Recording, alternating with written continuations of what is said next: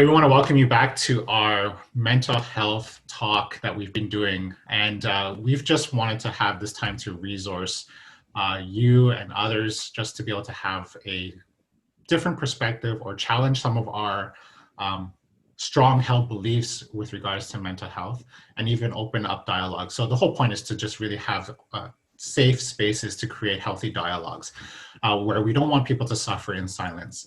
And so thank you for joining us. If you've been watching this, you understand my name is Ken. I'm one of the pastors. I have Eunice here who has been sharing with us for the last few episodes that we've had here. We just want to take a moment to address the Christian perspective on some of these things with regards to mental health. And so our purpose here is to maybe help us think through our responses as a Christian community and how those responses can help or even damage this discussion on mental health. So we want to be able to take a look at some of these things. So Eunice, I'm going to share with you some common things that I hear Christians say when it comes to mental health and when it comes to talking to people with mental health. So sometimes Christians say these things. They say, you just need to, pray more or have more faith, or you just need to trust God. Some Christians will even say it's just in your head. And I've even heard, just get over it. So can you tell me from your perspective how these comments can be beneficial and also detrimental to a person going through mental health? These comments can be serve as an encouragement because then for someone that's struggling with mental health, you feel like there are ways that I'm able to put an end to this. I'm able to pray more. I can just have more faith and trust God. And just in my head, I just need to get over it. Like offer some sort of hope and some sort of encouragement. But on the other side, it really depends on where I am and on this faith journey. If I'm sort of struggling as well, these comments will just remind me of what a bad Christian I am. Just emphasize my guilt, and also they will also have some sort of like passing on judgments, like your experience of this because you're not trusting God, you're not praying enough.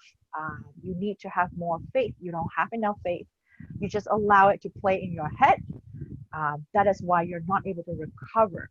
So it turns sort of focus on me. It's like I am the problem. I'm creating the problem. For someone that's struggling with mental health is not able to find a helpful way yet, it's really hard to digest those comments. Right. One of the things that I'm always worried about is when people use Bible verses. You're a faithful Christian and I'm a faithful Christian, and we rely on God's inspired word to encourage us through times of challenge. But I've also seen how Christians use Bible verses to judge and even discourage people. It's almost like, why can't you be faithful to what Philippians says? Do not be anxious. Or why can't you, do these things? The Lord says, pray more. So you just need. So I'm always wary of that. So whenever we use Bible verses, one of the things my hope is, if you're watching this, if there is a Bible verse that comes to mind that you want to encourage someone, remind them that it's just to encourage you. It's not to condemn you. It's not to judge you. That the word of God can give you hope. But at the same time, just be very cognizant of the fact that a Bible verse is not a pill. It's not like medication. Here's 2 pills. Here's some Tylenol. Take it. Your headache will go away in a few hours. That's not how a Bible verse works either. So I just want to challenge us to be aware of using the Bible and using some of these comments, that we just really also have to have a sensitivity to the person who would be receiving it. Hey, Eunice, what are some practical ways we can learn to come alongside someone? A lot of what we've shared with stress, anxiety, grief, and addiction, a lot of it had to do with community, being with people. How can we learn to come alongside people during this time? One thing you point out is really good is community. You offer that community. One of the common symptoms of all the mental health issues is social withdrawal. You start to withdraw from any social engagement and you want to be alone. So you want to offer that community. It doesn't have to be anything fancy. Simple hospitality will work. Like, do you want to come for coffee? Like, do you want to have a video chat? Do you want to have a call? Or even just texting and be like, how are you? You probably may not get a long answer, or you probably won't get it until 2-3 days later. That it's okay. You are reminding that person that you are there. You are part of the community. You are there to care, and want to remind yourself that you are not to treat. We are not called to treat. Even for me, if I experience someone that I cannot engage in counseling or provide any psychotherapy unless that person is my client. So we are not called to treat. We have to recognize that we don't know how, and that is okay. We just have to know how to respond. We offer community, offer simple hospitality, or have any ready-to-hand means of referral. If you recognize that someone's struggling with this, with addiction, yes, let me help you to make appointments with CMMH. Let me drive you to the appointment. If someone is not able to perform any day-to-day responsibilities, let me go grab groceries for you. Let me help you to prep a meal. Something as simple as that would help. It doesn't have to be any too complicated. Something just like a friend. Not too long ago, I was doing some reading on how the pandemic has been affecting people, and a lot of it, like you said, the whole concept of community and just being around people has been difficult during this time. And so a lot of us have then resorted to shifting our patterns of how we care for ourselves, right? We need to look after ourselves. So I came across these two terms, self-care and self-soothe. Have you heard that? And if you have, like, what are your thoughts on what those things are and how they're different? Self-soothing is more in the moment. So for example, anxiety, those are the relaxation techniques and grounding techniques that I'm referring to. Something that very in the moment and very short, just help you to calm you down, to soothe you, to help you to pull yourself back to the reality from any negative thinkings or negative emotions. Self-care is a long-term changing habit. Self-care is a habit that we have to build. It's a long-term exercise. So Eunice, I know you're you love God and you serve as a Christian counselor, and at the same time, you help people with this challenge of mental health. Overall, what are some of the big takeaways that you can give us that can challenge us or encourage us to think through as we, how does Christianity and mental health, how does this come together? As a Christian and also someone who struggles with mental health issue, so I understand how it both concepts seems to be very foreign, but they're the same thing.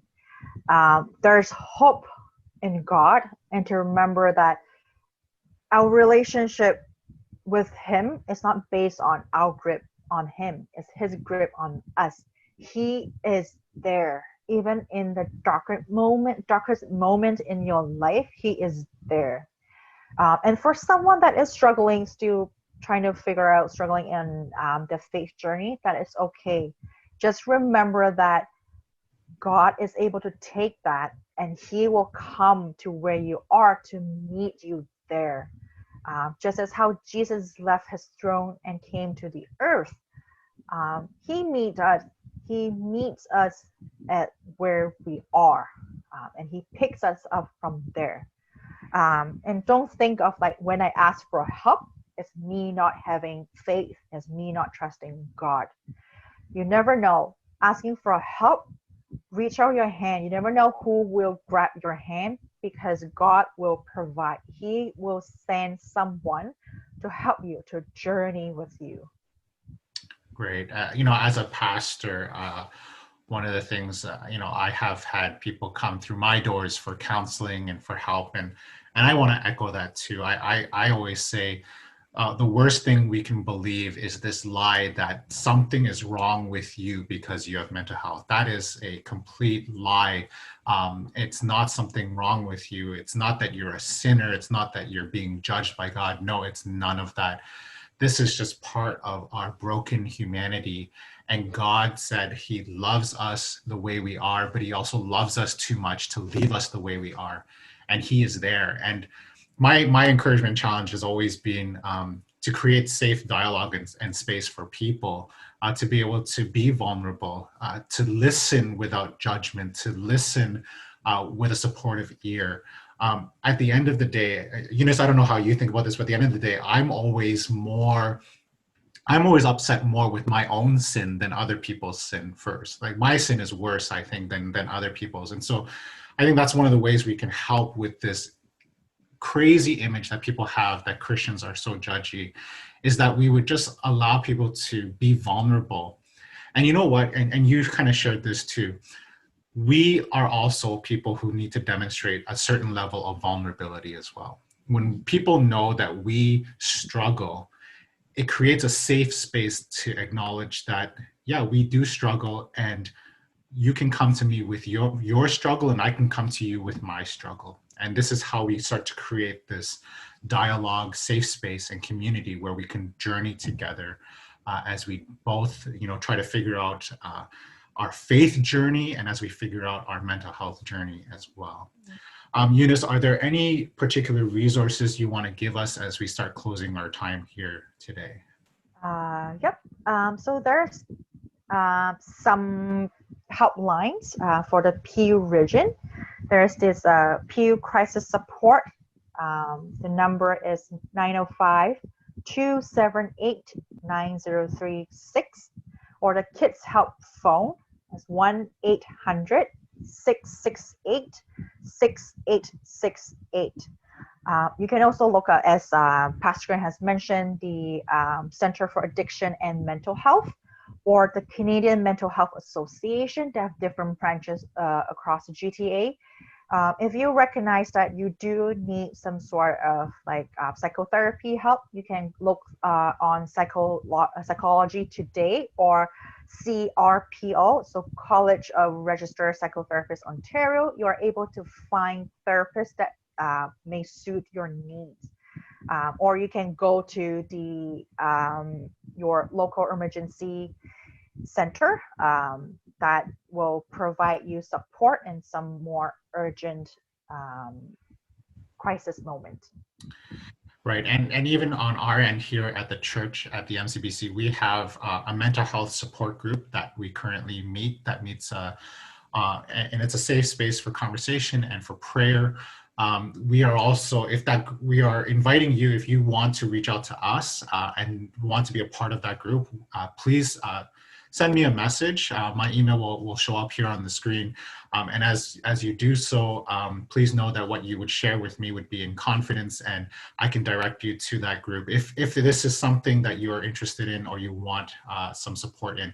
We are also looking to expand that a bit, and we're looking to have a few more groups. And if you just need a support group, we are looking to just open that up a little bit more. So again, don't do this alone, right, Eunice? We're just saying, don't do this alone. We are creating a good community base for people to be able to openly talk, to be vulnerable, to be not to be shamed, but to be encouraged. And so we want to just say, we will be here. And again, even for myself personally, I have resourcing too that we direct people to in the Greater Toronto area and the Peel region as well, if you need help with these things as well. So we're going to put all that stuff in a package and kind of put it there for you to download or even to find on the descriptions as well. Eunice, do you have any last words for us then as we sort of close out our time here today? As we mentioned that don't do this alone. Don't do this alone.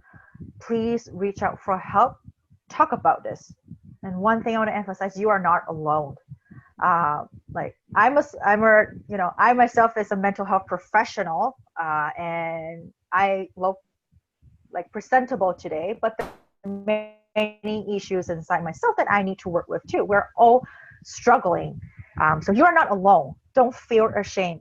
Please reach out for help. Great. And so with that, we say thank you for joining us. Again, if this has been helpful to you, or you know that this will be helpful to someone, please go ahead and share that with them. And again, we are just trying to continue to have these dialogues to have safe spaces. I just want to thank Eunice for all the time and effort that she put in to just have us to talk. And we'll chat again, obviously, when these certain restrictions are lifted again. I'm sure you'll be at our house having yummy food again here and there. So thank you for being with us here, and God bless you all. Again, you're not alone. God is with us. We're with you too. And our church community is there for you as well. So love and peace. We'll take care, and we'll see you again.